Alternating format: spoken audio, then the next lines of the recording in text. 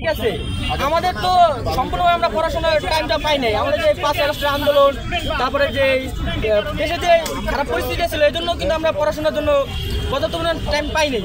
সেই জন্য আর কি বলছিলাম যে আমাদের কিছু যদি টাইম একটু বাড়িয়ে দেওয়া হতো তাহলে আমাদের জন্য সুবিধা হতো। আরেকটি প্রশ্ন সেটি হচ্ছে, আপনার কি মনে হয় যে 20 জন বা 30 জন মিলে আপনারা পরীক্ষা আমাদের এখানে উপস্থিত আসলে এটা কম, কিন্তু আমাদের যে অনলাইনে বা ফেসবুকে দেখতে পাবেন আমাদের অনলাইনে তো অনেকেই উপস্থিত থাকে। কেন ভাই যে জুলাই মঞ্চ যে 5 আগস্ট যত আন্দোলন হয়েছে, এই যে ছাত্রদের আন্দোলনে কিন্তু অনলাইনে সবাই ব্যাপক ছাড়া, কিন্তু আসে খুব কম। যারা নিয়েছি এটার অধিকার আরো আগে নিয়েছি, বিভিন্ন আন্দোলন দেশের পরিস্থিতির কারণে আমরা এটার আন্দোলনটা আর করা হয়নি।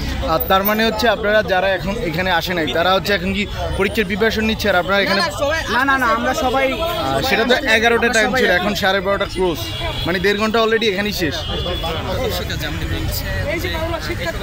আমরা যদি কিছু সময় দেন তাহলে সবাই পরীক্ষার পর এই নিয়ে আপনারা 3 দিন কিন্তু আমাদেরকে এনেছেন।